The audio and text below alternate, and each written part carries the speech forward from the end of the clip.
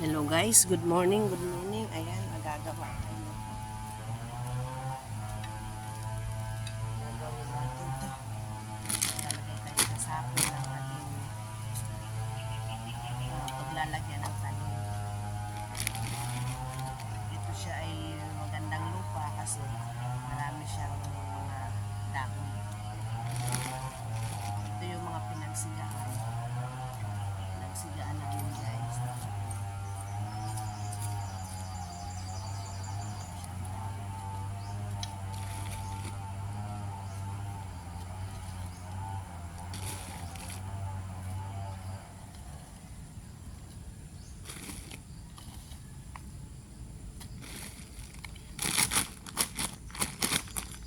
Tataniman natin ng mga ampalaya, pipino, kalabasa, sayote.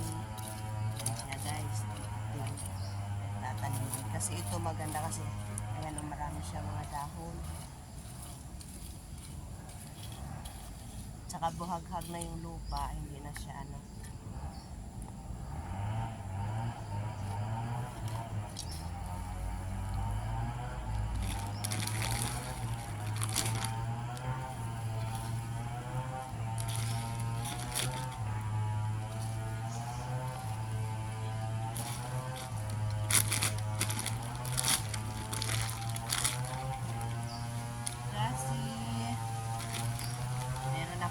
Kasi dito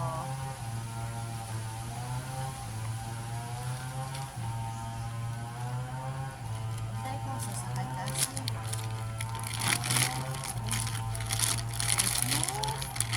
asus yan na lang ikaw sa baba, may ginagawa si mama. Yan na lang si kasi sa baba, may ginagawa si mamo eh.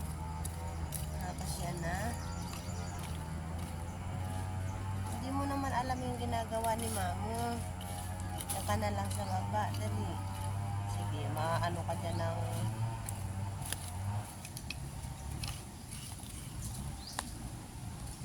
yan si Bogs, maglaro na lang kayong dalawa ni Bogs.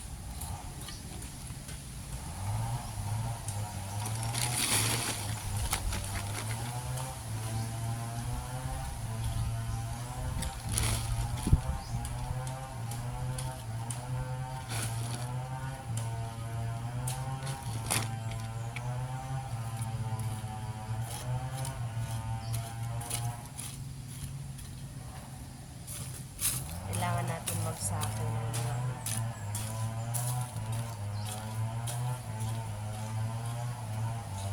ayun po, magandang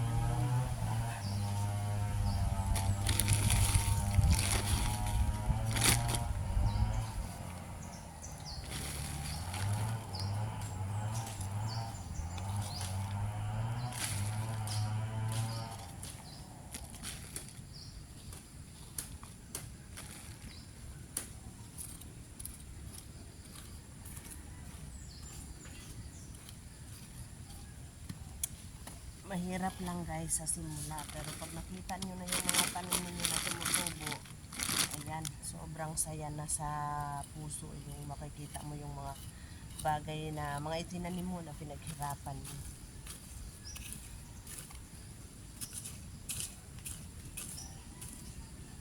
Bogs, kinuha mo na naman yan, pinakialaman mo na naman yung gamit ko, ikaw talaga naman si Bogs talaga ay napakabait sa lahat ng mabait.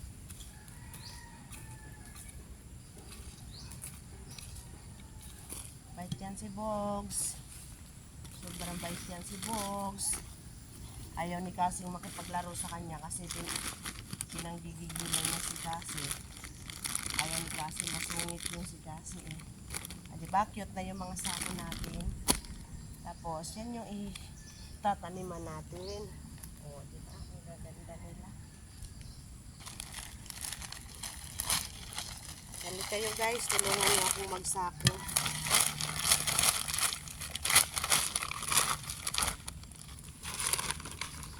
May bigas pa dito. Papakain natin yun sa mga manok dyan. Papakain nila yan. Kasi madami manok eh.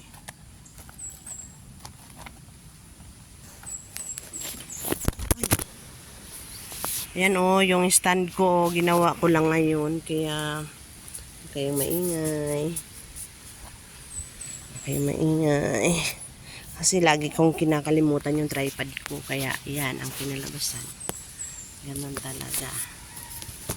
Minsan, paminsan-minsan, ay naguguluhan. Paminsan-minsan. Please, may tripod na ako, guys. O, diba? Kaya, basta, samahan nyo lang ako. Nood lang kayo dyan habang ako'y may ginagawa, ha? Panoorin nyo lang yung mga pinagagawa ko.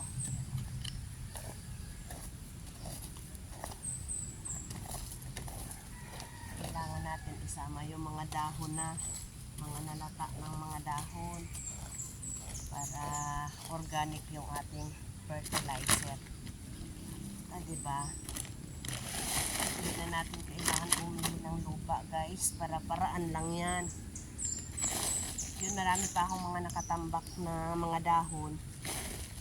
Ano, susunugin ko yan. Hindi naman masusunog lahat yan, guys. Malalanta yung iba. Kaya dito natin ilalagay. Gusto natin lagyan ng mga tanim.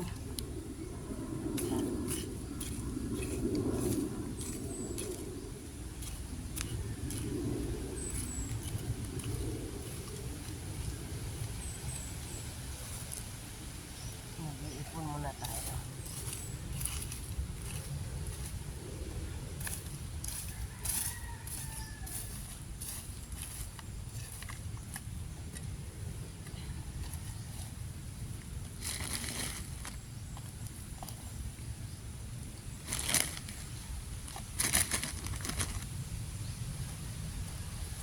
Para lang ako naglaro, ano.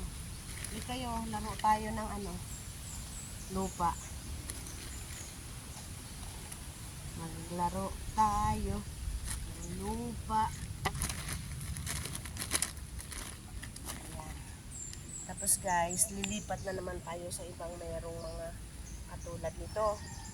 Pero madami pa dito eh, kasi malaki yung sinigaan namin dito. Malaking sunog yan. Sunog.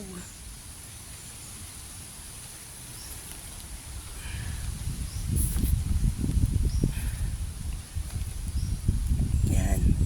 So, kukuha muna tayo ng sako, guys. Ayan. May bago na naman tayo, ano. Bago na tayo sako.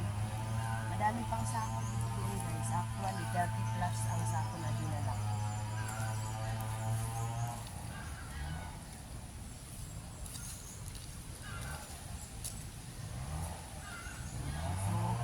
Pag may hinira na natin ito, maganda na siya tingnan.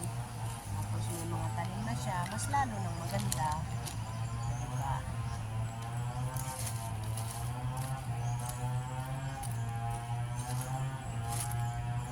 At pag nag-harvest tayo, guys, madami na tayong mga harvest. Ayan o, ang sarap ng pagkakaano ng maraming dahon na lalata. Ayan o, ang sarap. Ang ganda nila. Ang sarap siguro mabuhay dito ng mga tanim kasi talagang ano yung mga lupa.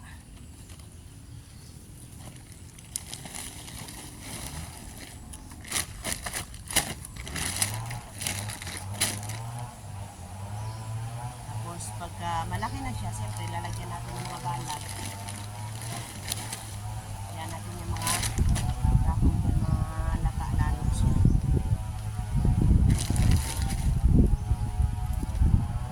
Napaka-presko ng hangin dito, guys. Ang sarap-sarap yung pakiramdam dito sa bukid. Wala kang parang basta ang sarap. Basta nang ang sarap. Iniingatan ko yung makukuha ko yung mga lupa na hindi ano. Kasi baka hindi maganda siyang pagtamnan. Yung mga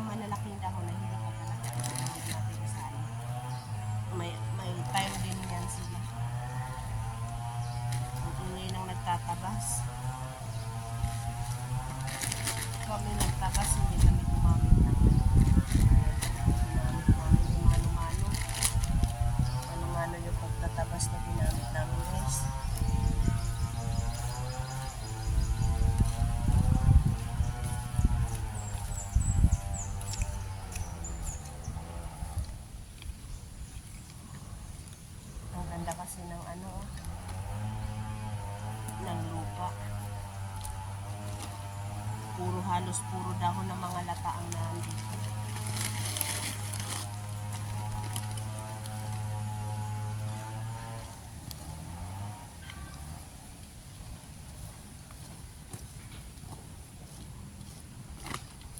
Mag-aano ako ng maraming mga dahon para ayun malalata yung mga dahon.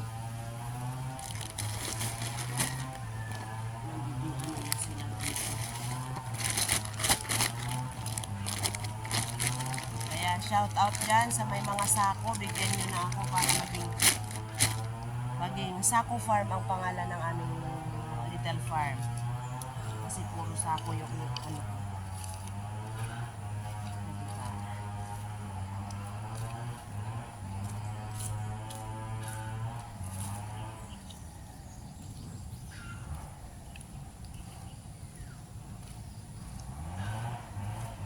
Sa biyaya mo, O Diyos, ako'y nagtitiwala, umaasa,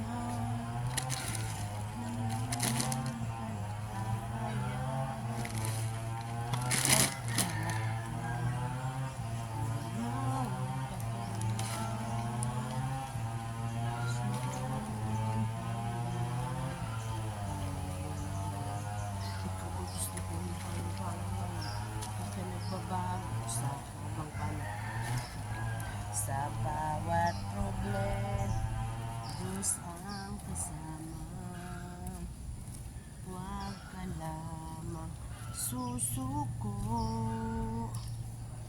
wala ka lang sa Diyos. Wala lang tayo sa Diyos, guys.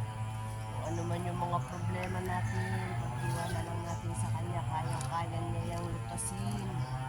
Sisiw lang yan kay Jesus. Kaya, ano lang tayo, tiwala lang talaga. Dumating man sa buhay mo yung hirapan ka, kapit ka kay Jesus, tawagin mo siya. Dali lang yan, gaan lang yan. Pag nalungkot ka, sabihin mo, Lord, Jesus, nalulungkot ako, bigyan mo ng kagalakan ng aking puso. Yun. Hindi ka niya pahihindihan. Ayan. Hindi, nakasako na naman ako. Sako, sako, sako. Sako, sako, sako. So, hanap na naman tayo ng ibang lugar, guys, ng ating paglalagyan. Direk. Ito pa pala eh. Ito pa pala dito. Madami pa dito, ano.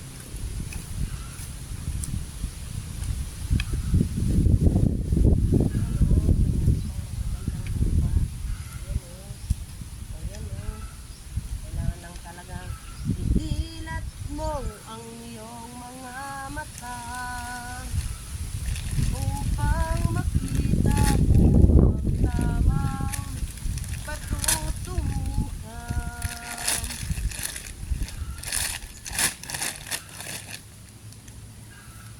Buksan mo ang iyong isipan upang iyong matagpuan ang tunay na kasiyahan. Oh, oh.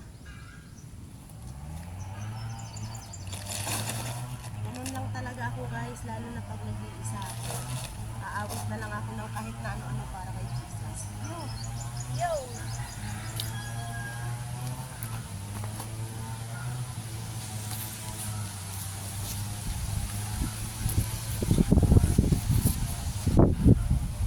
Oh, ho, ho.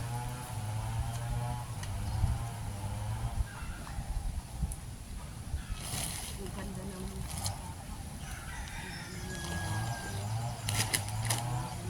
lanta.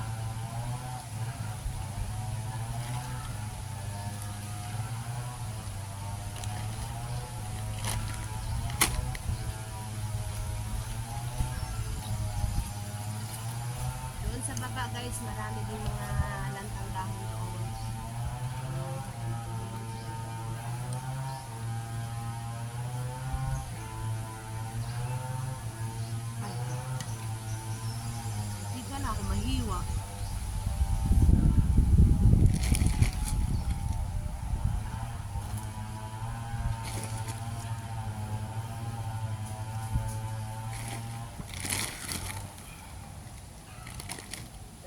pa natin. Kulang pa.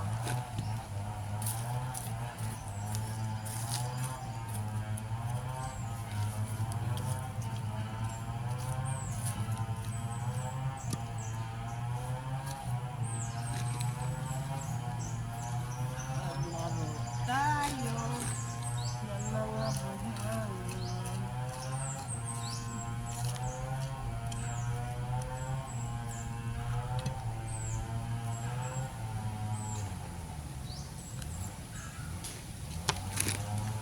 Nakatalikod talaga. Sige lang. Okay lang yan guys. Nakita niyo yung mataba akong likod. Maiba naman ang view paminsan-minsan.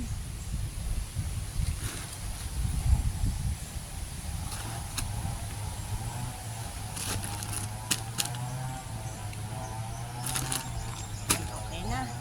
So hakot muna tayo guys.